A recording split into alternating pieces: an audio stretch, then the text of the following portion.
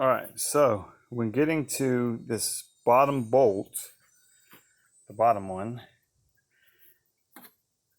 which is down underneath here, it's gonna be a bear, man. So this longer one is what I used for the one on the left side. It worked good, it was long enough, but it's too long to get to the bottom one because of the firewall here. So I had to use a shorter one to get in there. And you don't want to lose the bolt. So what I did was, once I had it loosened, I got this handy magnet here, put it down in there, pulled the bolt out so I didn't drop it down there.